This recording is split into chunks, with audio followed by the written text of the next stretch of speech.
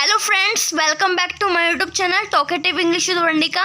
आज की इस वीडियो में हम पढ़ने वाले हैं कि वेयर का यूज़ मतलब रिलेटिव प्रोनाउन के रूप में इंग्लिश के सेंटेंसेस में कैसे किया जाता है। ठीक है, देखो आपको स्पेलिंग दिखाई दे रही है WHERE। ठीक है, वेयर। ठीक है, वेयर का जो है इंग्लिश में दो मतलब होते हैं। वेयर का मतलब कहाँ होता है, जब हम क्वेश्चन वर्ड के रूप में जब वेयर का इस्तेमाल करते हैं तब वेयर का मतलब कहाँ होता है, और वेयर का मतलब जहाँ भी होता है। ठीक है, दूसरा मतलब वेयर का जहाँ होता है। जब सेंटेंसेस के बीच में वेयर आता है तो एक कंजंक्शन या रिलेटिव प्रोनाउन के रूप में जब वेयर का इस्तेमाल किया जाता है तो वेयर का मतलब वहाँ पर जहाँ हो जाता है। अब देखो वेयर का मतलब कहाँ जो है क्वेश्चन वर्ड के रूप में किया जाता है। अब मैं आपको ऑलरेडी पहले से ही जब मैंने आपको WH फैमिली वर्ड्स में आपको पढ़ा रही थी उसमें मैंने आपको बताया था, उस वीडियो की सीरीज़ में मैंने आपको बताया था कि वेयर का यूज़ कहाँ के मतलब कहाँ के अर्थ में कैसे क्वेश्चंस में किया जाता है। ठीक है, हमने बहुत सारे ऐसे क्वेश्चंस बताए थे। एग्जांपल के थ्रू हम समझते हैं कि वेयर का मतलब कहाँ कहाँ पर होता है। जब क्वेश्चन वर्ड के रूप में जब वेयर का इस्तेमाल करते हैं, ठीक है, तब वेयर का मतलब कहाँ हो जाता है। अब चलिए एग्जाम्पल के थ्रू समझते हैं। जैसे यहाँ पर आप सेंटेंस देख रहे हो, आप कहाँ रहते हो, आप कहाँ रहते हो, where do you live, where do you live. तुम कहाँ जा रहे हो, where are you going, where are you going, तुम कहाँ जा रहे हो। वे कहाँ जाएगी, where will she go, where shall we go. अब यहाँ पर आपने सेंटेंस देख लिया, यहाँ पर कहाँ के लिए हमने वेयर का इस्तेमाल किया, यहाँ पर भी कहाँ के लिए वेयर का इस्तेमाल किया, यहाँ पर भी कहाँ के लिए हमने वेयर का इस्तेमाल किया। अब आप समझ गए होंगे क्वेश्चन वर्ड में किस तरह से मतलब वेयर का यूज़ किया जाता है कहाँ के अर्थ में। ठीक है, एक तो वेयर का मतलब हो गया कहाँ, क्वेश्चन वर्ड में के रूप में जब वेयर का इस्तेमाल किया जाता है सेंटेंस में तब वेयर का मतलब हो जाता है कहाँ। ठीक है, ये इससे रिलेटेड जो है मैं वीडियो जो है मैं पहले ही अपलोड कर चुकी हूँ। अगर आपने वीडियो नहीं देखा है, ठीक है, तो मेरे चैनल की प्लेलिस्ट में जाइए, वहाँ पर आपको WH फैमिली वर्ड्स के नाम से आपको या क्वेश्चन वर्ड्स के नाम से आपको एक प्लेलिस्ट दिखाई देगी, उस पर क्लिक कीजिए। उस पर मैंने पढ़ाया हुआ है अच्छे से कि कैसे वेयर का यूज़ जो है क्वेश्चन वर्ड के रूप में करते हैं। ठीक है, कहाँ के अर्थ में। ठीक है, अगर आपने वीडियो नहीं देखी है आप वीडियोस वहाँ पर देख सकते हैं उस प्लेलिस्ट में जा करके। लेकिन आज की इस वीडियो में हम ये पढ़ने वाले हैं कि वेयर का मतलब वेयर का यूज़। ठीक है, वेयर का मतलब जहाँ कहाँ होता है और वेयर का यूज़ एज ए कंजंक्शन या फिर रिलेटिव प्रोनाउन के रूप में कैसे किया जाता है। देखो वेयर का मतलब कहाँ होता है ये तो मैंने आपको बता ही दिया। ठीक है, इससे रिलेटेड भी मैं वीडियो पहले ही अपलोड कर चुकी हूँ। लेकिन आज की इस वीडियो में हम ये सीखने वाले हैं कि वेयर का यूज़ जहाँ के अर्थ में कैसे किया जाता है। ठीक है, अब चलिए वीडियो को स्टार्ट करती हूँ बिना किसी देरी के। ठीक है, आज हम पढ़ेंगे वेयर का यूज़ कैसे रिलेटिव प्रोनाउन के रूप में किया जाता है। ठीक है, अब देखो वेयर का मतलब जो है कहाँ तो होता ही है, लेकिन वेयर का मतलब जहाँ भी होता है।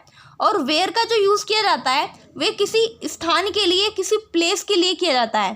ठीक है, किसी जगह के लिए वेयर का इस्तेमाल किया जाता है। अब देखो हम रोज़ अपनी डेली लाइफ में कुछ इस तरह के सेंटेंसेस बोलते हैं जहाँ पर हम जहाँ वर्ड का बहुत ज़्यादा यूज़ करते हैं। ठीक है, जहाँ वर्ड का बहुत ज़्यादा यूज़ किया जाता है। ठीक है, और चलिए हम एग्जाम्पल के थ्रू समझते हैं। पहला सेंटेंस देखो उसमें क्या लिखा हुआ है, ये वही जगह है जहाँ मैं पढ़ाई करता था, ये वही जगह है जहाँ मैं पढ़ाई करता था। अब देखो इसमें जगह के बारे में कहा गया है, ये वही जगह है।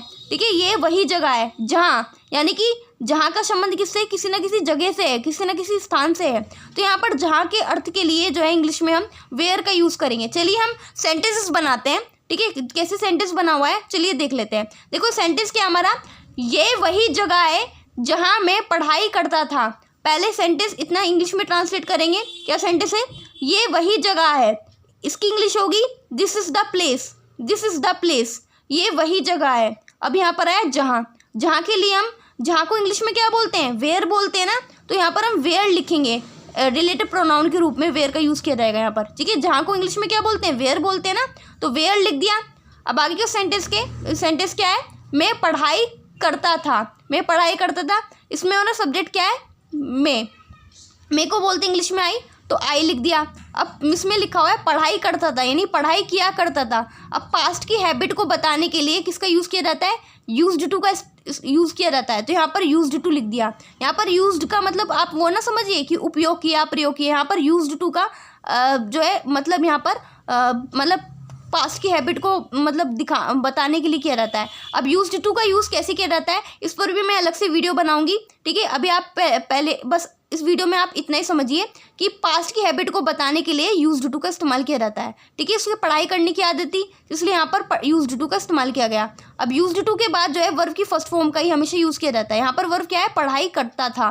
पढ़ाई करने को इंग्लिश में बोलते हैं स्टडी, तो यहाँ पर लिख दिया स्टडी, ठीक है। तो सेंटेंस पूरा क्या बना, this is the place where I used to study, this is the place where I used to study, ठीक है। ये वही जगह है जहाँ मैं पढ़ाई करता था। अब देखो यहाँ पर वेयर जो है यहाँ पर कंजंक्शन की तरह भी यूज़ किया गया। अब देखो कंजंक्शन किसे कहते हैं, कंजंक्शन ऐसे वर्ड्स होते हैं जो दो सेंटेंसेस को एक साथ जोड़ते हैं। अब देखो ये जो वेयर है इसने दो सेंटेंसेस को एक साथ जोड़ रखा है, ठीक है। पहला सेंटेंस तो ये वाला हो गया और दूसरा सेंटेंस ये वाला हो गया और बीच में आ गया वेयर, यानी दो सेंटेंस को एक साथ कनेक्ट किया हुआ है उसने, वेयर ने, ठीक है। तो वेयर यहाँ पर क्या हुआ, कंजंक्शन हुआ, ठीक है, क्योंकि इसने दोनों सेंटेंस को एक साथ कनेक्ट किया, ठीक है, दो सेंटेंस को एक साथ कनेक्ट किया, ठीक है।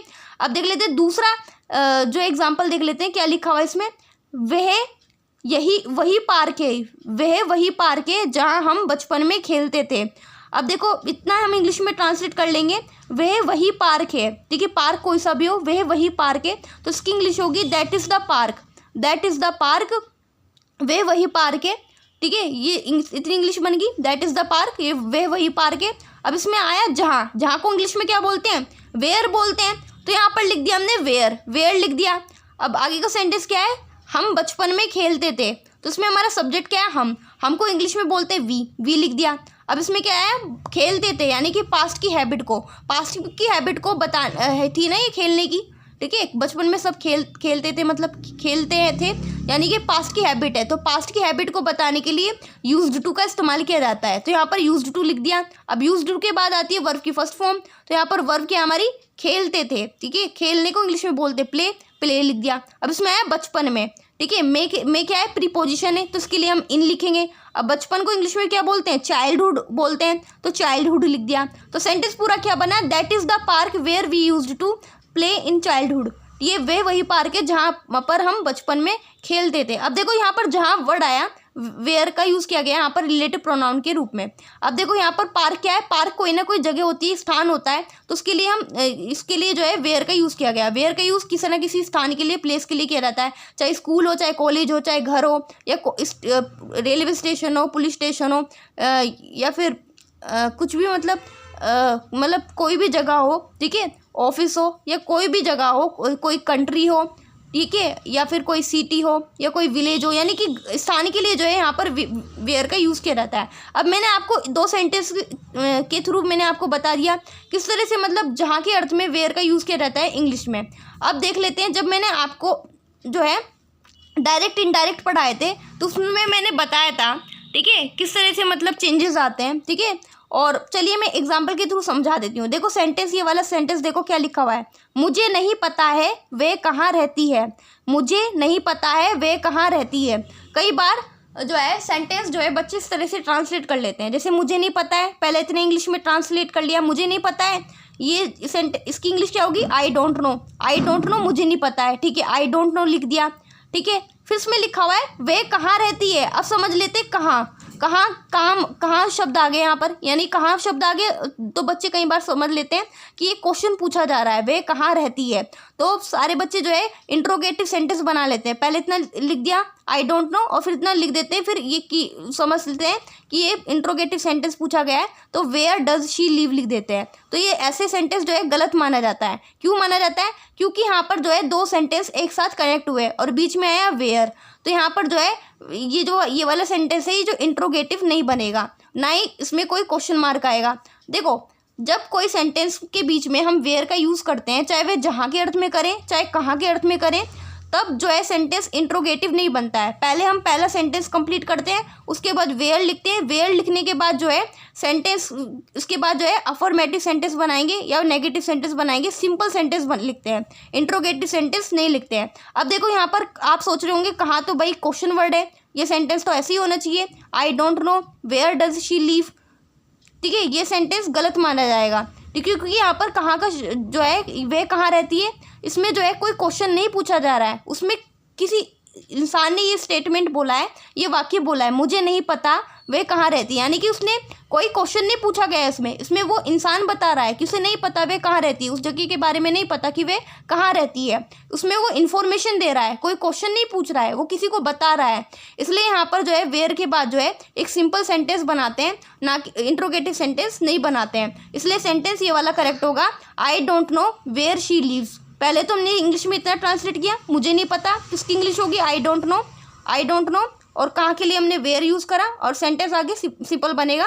तो इसमें सब्जेक्ट क्या है, वे, लड़की के लिए वे के लिए लगता है इंग्लिश में शी, तो शी लिख दिया। अब आगे ये जो सेंटेंस है ये प्रेजेंट इंडेफिनिट टेंस है, इसमें वर्ब क्या है, रहती है, ठीक है। रहने को इंग्लिश में बोलते लीव, लेकिन यहाँ पर लीव्स आएगा क्योंकि यहाँ पर शी आया ना, तो शी आया ना, इसलिए यहाँ पर लीव्स लिखा। मैंने आपको प्रेजेंट इंडेफिनिट टेंस ऑलरेडी बनाए हुए हैं, कैसे बनाते हैं, ठीक है, आई होप आपको पता होगा। तो सेंटेंस यही वाला करेक्ट होगा, I don't know where she lives. Sentence जो है वेयर के बाद फिर सिंपल बनता है, ठीक है, इंट्रोगेटिव में नहीं बनता। इंट्रोगेटिव बनाएंगे तो गलत माना जाएगा। चलिए मैंने आपको ये बता दिया, ठीक है, किस तरह से मतलब बीच में अगर वेयर आता है तो किस तरह से मतलब सेंटेंस में जो है किस तरह से कंजंक्शन की तरह जो है वेयर का यूज़ किया जाता है, कंजंक्शन और या रिलेटिव प्रोनाउन के रूप में। लेकिन अब देख लेते हैं, कई बार हमें इंग्लिश में एक शब्द दिखाई देता है वेयर एवर, ठीक है। वेयर एवर का मतलब क्या होता है, अब मैं आपको बताने वाली हूँ। देखो वेयर एवर जो शब्द है, ठीक है, वेयर एवर का मतलब होता है जहाँ कहीं भी, ठीक है। यहाँ पर वेयर एवर शब्द आपको दिखाई दे रहा है, अंडरलाइन किया हुआ है मैंने। वेयर एवर का मतलब होता है जहाँ कहीं भी। इसको इंग्लिश में ठीक है, जहाँ कहीं भी के लिए इंग्लिश में वेयर एवर का यूज़ करते हैं। आइए हम एग्जाम्पल के थ्रू समझते हैं। तो सेंटेंस क्या है इसमें, तुम जहाँ कहीं भी जाओगे मैं तुम्हारे पीछे आऊँगा।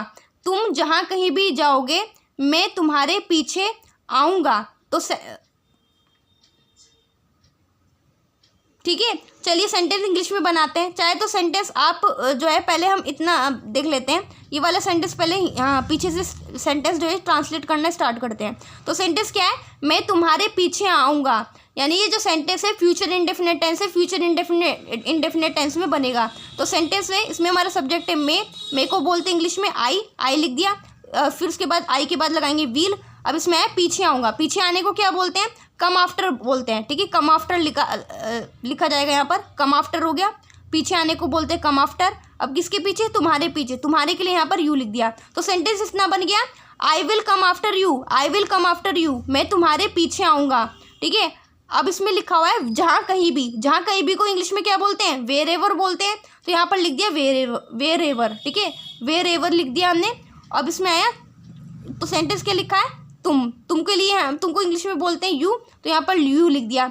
अब जाओगे, यानी कि ये सेंटेंस फ्यूचर इंडेफिनिट टेंस में लगेगा, इसलिए यहाँ पर विल आएगी, और इसमें वर्ब क्या है, जाओगे, जाने को इंग्लिश में बोलते हैं गो लिख दिया। तो सेंटेंस कंप्लीट पूरा क्या बना, I will come after you wherever you will go, ठीक है, I will come after you wherever you will go. तुम जहाँ कहीं भी जाओगे मैं तुम्हारे पीछे आऊँगा। इस तरह से जो है इंग्लिश में जो है वेयर एवर का इस्तेमाल किया रहता है, ठीक है। वेयर एवर का मतलब हुआ जहाँ कहीं भी, ठीक है।